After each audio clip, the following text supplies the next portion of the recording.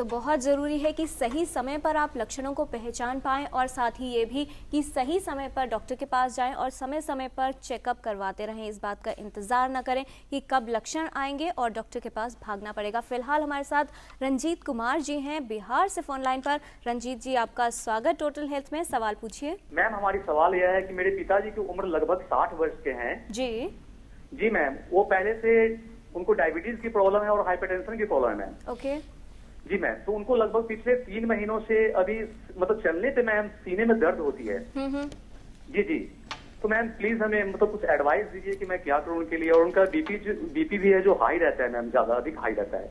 जी doctor बहल, देखिए, उनको उनकी उम्र है, उनको हाई ब्लड प्रेशर है, उनको डायबिटीज है, तो सारे रिस्क फैक्टर्स हैं। और जैसे आप सिम्टम्स बता रहे हैं वो एंजाइना या कोरोनरी आर्टरी डिजीज की तरफ पॉइंट आउट कर रहे हैं, तो आप बिना देर किए उनको किसी भी अच्छे कार्डियोलॉजिस्ट या फिजिशियन को दिखाएं और उनका प्रॉपर इलाज करें। आजकल ऐसी सुविधाएं उपलब्ध है कि बिना एंजियोग्राफी के भी हम पता लगा सकते हैं कि उनको कोरोनरी आर्टरी डिजीज है और ज़रूरत पड़ी तो एंजियोग्राफी करके एग्जैक्टली क्वांटिफाई भी कर सकते हैं। तो इसमें कोई भी आप विलम्ब ना करें। और इसमें क्योंकि डायबिटीज़ में कभी कभी सिम्टम्स टिपिकल नहीं भी होते हार्ट अटैक के, पर उनको तो चलने पर एंजाइना हो रहा है, तो इसलिए आपको शीघ्र ही किसी कार्डियोलॉजिस्ट को कंसल्ट करना चाहिए। जी बिल्कुल। और डॉक्टर अशोक सेठ, आप जिक्र कर रहे थे महिलाओं में जो समस्या होती है, कई बार लक्षण नहीं आते। हमारे पास एक ईमेल आया है दिल्ली से बबीता कथूरिया का। वो ये जानना चाहते हैं, उनकी उम्र है 44 वर्ष, उनका ब्लड प्रेशर रहता है 110/78 78 और उनका जो है जो पल्स रेट है वो 110 से 135 के बीच रहता है। वो ये जानना चाहती हैं क्या ये किसी हृदय रोग का लक्षण है? जी, ये हृदय रोग का लक्षण नहीं है। इनफैक्ट जो ब्लड प्रेशर है बहुत अच्छा है। 44 साल की उम्र में ये ज़रूर देखना चाहिए कि डायबिटीज़, फैमिली हिस्ट्री, ये सब चीज़ें हैं कि नहीं। बट पल्स का हाई रहना हार्ट डिजीज़ का लक्षण नहीं है। कई हार्ट के डिजीज़ के, मैं कहूँगा ब्लॉकेज जिसकी हम बात कर रहे हैं, या एंजाइना या कोरोनरी आर्टरी डिजीज़ का लक्षण नहीं है। कई हार्ट डिजीज़ के लक्षण हो सकते हैं जिसमें कि हार्ट रेट हाई हो, और कई और भी बीमारियां होती हैं। थायराइड की बीमारी होती है, इवन जस्ट सिंपल एंजाइटी और टेंशन भी होती है जो कि लक्षण हो सकते हैं। तो ज़रूर दिखाना चाहिए। ये एबनॉर्मल हार्ट रेट है और एक डॉक्टर को, विशेषज्ञ को ज़रूर दिखाना चाहिए, जिससे कि एक ईसीजी हो सके और उसके बाद इसकी एटलीस्ट जांच हो सके कि हार्ट रेट क्यों फास्ट है। जी ठीक। डॉक्टर सत्संगी, आपसे हम अब ये जानना चाहेंगे, घूम फिर कर बात ये आती है कि जब तक डॉक्टर ये नहीं किसी व्यक्ति को बता दे कि तुम ऐसा करो वरना जीवन खतरे में है, तब तक वो मानते नहीं। क्योंकि आप किसी को बताइए कि ऐसा करने से अच्छा होगा तो वो करेंगे, शायद नहीं करेंगे। किसी भी हार्ट डिजीज के बाद या हार्ट अटैक के बाद या बाईपास के बाद किसी व्यक्ति का जीवन कितना बदल जाता है, जरा बताइए। बहुत कुछ बदल जाता है। एक बार यदि व्यक्ति को हार्ट अटैक हो गया या ये डायग्नोस कर दिया गया कि उसको जो है हार्ट डिजीज़ है और ट्रीटमेंट पे है, तो एक डर जो है वो समा जाता है कि fear is a big factor. और अगर उसमें ये डर आ जाता है तब पर वो उसमें बड़ा केयरफुल हो जाता है। और उसके बाद फिर डाइट में भी देखा गया है चेंजेस हो जाते हैं, स्मोकिंग भी छोड़ देता है, एक्सरसाइज भी जो है वो जो मरीज़ है वो करने लगता है, हेल्दी रिक्रिएशन है, लाइफ में टेंशन कम करना है। बहुत सारी चीज़ें ऐसी हो जाती हैं। ज़्यादातर पेशेंट्स जो हैं वो बहुत ही ज़्यादा कोऑपरेट करने लगते हैं डॉक्टर्स की एडवाइस पे, और जो भी वो एडवाइस करते हैं वो उसको बड़ा सीरियसली लेते हैं, क्योंकि वो एक बार सफ़र कर चुके हैं। जो एक्सपीरियंस है उनका, जो फियर फैक्टर है वो बढ़ जाने से वो बहुत कुछ करते हैं। लेकिन इससे पहले कि वो हार्ट अटैक हो उनको, अगर वो पॉपुलेशन जो एट लार्ज है अगर उसको हम टारगेट करें तो अवेयरनेस क्रिएट करने वाली एक बात हो जाती है कि हार्ट डिजीज़ के लिए अगर अवेयरनेस, जैसे स्मोकिंग के लिए एक बड़ा कैंपेन हुआ और एक टाइम था जब 80-90% लोग स्मोक करते थे, और अब सिचुएशन ये है कि 80-90% लोग स्मोकिंग नहीं करते हैं। इसी तरह से जो आजकल वेजिटेरियनिज्म पे काफ़ी जोर है, फाइबरस फ्रूट की बात होती है, फ्रूट्स की, वेजिटेबल्स की जो फाइबरस डाइट है, तो अब काफ़ी लोग जो हैं वेजिटेरियनिज्म की तरफ आ रहे हैं और फाइबरस फूड्स वगैरह, एक्सरसाइज पे आने लगे। बहुत लोग जो हैं वो योग में भी, योगा जो है इस पे भी काफ़ी, योगा और मेडिटेशन ये भी एक हेल्दी लाइफ स्टाइल में आ गया है।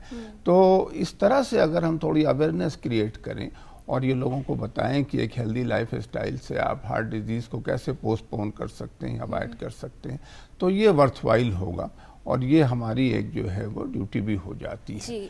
और इसके अलावा जैसा डॉक्टर सेठ ने कहा कि क्या सिम्टम्स हैं, हार्ट सिम्टम्स, अगर छोटे भी सिम्टम्स आ रहे हैं, आपको पसीना आ रहा है, ब्लड प्रेशर है, तो आप इसको पोस्टपोन मत करिए, अपने डॉक्टर्स को फौरन मिलिए। अगर डॉक्टर कहता है कार्डियोलॉजिस्ट से मिलने, तो कोई हार्म नहीं। इवन करोनरी एंजियोग्राफी आजकल बहुत सेफ हो गई है। अगर थोड़ा बहुत एंजाइना है, आप ट्रेडमिल नहीं कराना चाहते हैं, तो आप करोनरी एंजियोग्राफी करा सकते हैं। लेस देन 0.1% रिस्क है और you know everything about your coronaries, कितनी डिजीज है, उसका क्या मैनेजमेंट करना है, मेडिकल करना है, इंटरवेंशन करना है, सर्जरी करना है। तो I think one should get the benefit of all these development, you know, in this sciences which has taken place in over last 20-30 years.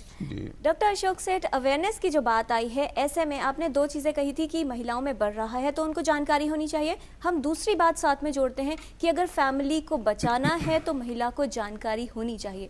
महिलाओं को टारगेट करना, उनको अवेयरनेस देना, कितना बेनिफिशियल स्टेप आप मानते हैं? बहुत बेनिफिशियल स्टेप है। सोचिए कि women is more powerful than man. आपने अभी रिसेंटली देखा ही होगा, बैरक ओबामा ने स्टेटमेंट दी कि मैंने अपनी वाइफ के फियर से सिगरेट छोड़ी। जी। और जब देखिए कि वर्ल्ड का arguably the most powerful person, most powerful man ये कर सकता है, तो आम जनता की क्या बात है।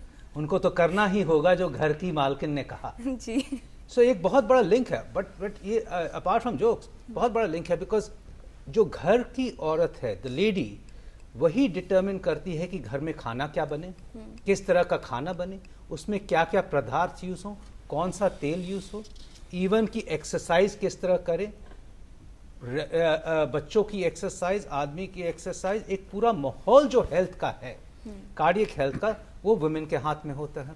बच्चे किस तरह खाएंगे घर में, मोटापा ना बढ़े बच्चों का, टिफिन क्या ले जाते हैं, उसके बाद स्कूल में क्या खा रहे हैं, शाम को एक्सरसाइज के लिए या खेलने के लिए बाहर जा रहे हैं कि नहीं, कि बैठ के टीवी देख रहे हैं। ये एक बहुत ही कॉर्नरस्टोन है लेडी, जिसकी रिस्पॉन्सिबिलिटी, और हमने देखा है कि अगर हम लेडीज को एजुकेट कर दें अबाउट हार्ट हेल्थ, तो पूरे घर की हेल्थ इंप्रूव हो जाती है, पूरा घर हार्ट सेफ हो जाता है। इसी तरह कई और एक्टिविटीज हैं जो फैमिली इकट्ठे कर सकती है, बाहर जाना, साइकिलिंग करना, कहीं खेलना, और ये सब एक एक्टिव, एक पिवटल रोल जो मैं कहूँगा लेडी का ही है। तो हमारा फ्यूचर, मुझे I am very clear, depend अब कर रहा है, हार्ट डिजीज को रोकना लेडीज के ऊपर ज्यादा डिपेंड कर रहा है। आदमी तो अपनी ही मस्ती में घूमते रह रहे हैं। जी, और इस समय हमारे साथ फोन लाइन पर हैं हिमाचल प्रदेश से मदन लाल जी। आपका स्वागत टोटल हेल्थ में। क्या जानना चाहते हैं आप? जी, ऐसा मैं हैंडीकैप हूँ लगभग 16 साल से 100%। जी। तो मैडम जी, मुझे ये पूछना था कि मैं ऐसा क्या कर सकता हूँ जिससे मुझे हार्ट से संबंधित कोई बीमारी ना हो, ना मैं चल फिर सकता हूँ, ना कोई एक्सरसाइज कर सकता हूँ। मेरे जैसे और भी कई ऐसे होंगे जी। और दूसरे, मेरे कभी कभी लेफ्ट साइड जो चेस्ट में पेन होती है। ओके, आपकी उम्र कितनी है मदन लाल जी? 45 है जी। 45 इयर्स। डॉक्टर पहल, इनका जो प्रश्न है कि फिजिकल एक्टिविटी ये नहीं कर सकते, 45 इयर्स के हैं, चेस्ट में पेन होता है, किस तरह की प्रिकॉशंस रखें और क्या ख्याल रखना चाहिए? चेस्ट पेन, जैसे हमने कई बार बताया कि हार्ट एक कारण है, चेस्ट पेन के और भी कई कारण हो सकते हैं। मस्कुलर पेन हो सकती है, सर्वाइकल की पेन हो सकती है, एसिडिटी हो सकती है, लंग रिलेटेड प्रॉब्लम हो सकती है। तो उसकी तो प्रॉपर जांच करने के बाद ही हम बता सकते हैं कि वो चेस्ट पेन किस वजह से है। बाकी इनको हार्ट डिजीज़ को प्रिवेंट करने के लिए, जैसे हम बार बार बता रहे हैं, खान पीन में ध्यान रखें, तो इनको भी उतना ही ध्यान रखना होगा। जैसे फैटी फूड्स हैं उसको अवॉइड करें, घी, मक्खन, मलाई, तली हुई चीज़ें इनका सेवन ना करें, हरी सब्जियां खाएं, फ्रूट्स की 1-2 सर्विंग्स ले लें, और जो अपनी कोलेस्ट्रॉल या डायबिटीज़ है उसका नियमित मात्रा में चेक कराते रहें। इनको क्या डिसेबिलिटी है, इनका विशेष हमें इसका ज्ञान नहीं है। फिजिकल एक्टिविटी नहीं कर सकते, इतना बताया। हाँ, पर जो भी आप फिजिकल एक्टिविटी फिर भी फिजियोथेरेपी के द्वारा बताई गई होगी किस तरह की डिसेबिलिटी है, तो जितना ये करवा सकते हैं फिजिकल एक्टिविटी वो करें। ये एक और, इसमें ये एक और ऐड करना चाहूँगा कि अक्सर लोग कहते हैं कि जी जॉइंट्स खराब हैं, नीज नहीं ठीक करते, दर्द होती है, हम कर नहीं सकते। तो ये भी बताना चाहूंगी कि अपर आर्म की भी एक्टिविटी बहुत इंपॉर्टेंट होती है, उससे भी एनर्जी और कार्डियक एक्सपेंडिचर या वो फ़ायदा होता है। और साइकिलिंग या स्विमिंग एक बहुत अच्छी एक्टिविटी है। और कुछ लोग जिनके नीज खराब है वो ये ज़रूर एक्टिविटी कर सकते हैं जो कि हार्ट हेल्दी एक्टिविटीज़ है। सो अपर आर्म्स, साइकिलिंग, स्विमिंग, ये सब एक्टिविटीज़ ऐसी है जो कि कुछ वर्ग के लोग ऐसे कर सकते हैं। जी।